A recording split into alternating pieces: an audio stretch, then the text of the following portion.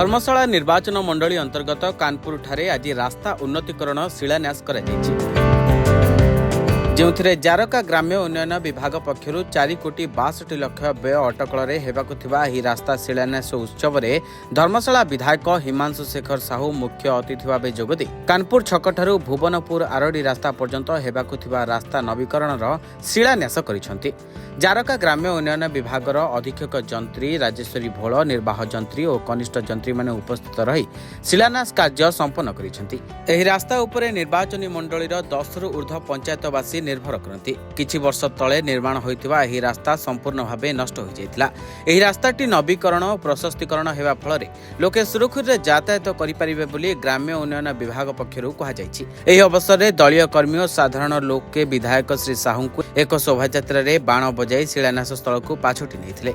एही कार्यक्रम रे विधायकक सहित जिला युवा मोर्चार सभापति सत्यसागर जेना, जिला परिषद सदस्या स्मृतिरेखा बेहरा, थानुआल समिति सभ्या सागरिका जेना, मंडल सभापति जितेंद्र राउत समेत प्रमुख व्यक्तिविशेष उपस्थित रहिथिले।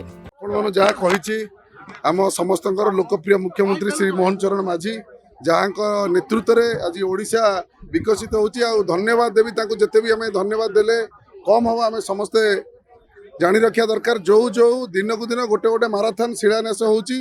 निश्चय धर्मशालार भौगोलिक मानचित्र परिवर्तन होची। आपण माने जानिथिबे जो रास्ता बहु अपेक्षार थिला ए रास्ता आम सरकार मोहन सरकार द्वारा रास्तार भौगोलिक मानचित्र चेंज होकर रास्ता नूतन नवीकरण होकर रास्ता होची। एवं निश्चय जहाँ जहाँ आमर इलेक्शन पूर्व समस्त जहाँ जहाँ संकल्प थिला आम निष्पेषित दलित अवहेलित और साधारण लोकंर गमनागमन कि समस्त कार्य आम निजक प्रयोजित कर रखू से कार्य चालू रही। निश्चय मु साधारण जनता धर्मशालार समस्त जनमानस प्रति समस्त धन्यवाद देवी जहाँ साहस आज मु एवं आम सरकार मोहन सरकार सब कार्यक्रम आणिक आम ए जगह पहुँचे पार्चु।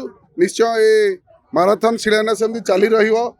धर्मशालार विकास जहाँ विगत 10 कोटी वर्ष रही नाला ता 2 वर्ष बहुत शीर्ष आगू जीव। धर्मशाला निश्चय जहाँ कही आपन को भौगोलिक मानचित्र धर्मशालार सारा भारत वर्ष में परिचित रही गोटे आदर्श निर्वाचन मंडली भारी गोटे आम लक्ष्य निश्चय आम रही। धर्मशाला गगन बिहारी दास का रिपोर्ट, रिपोर्टर्स टुडे।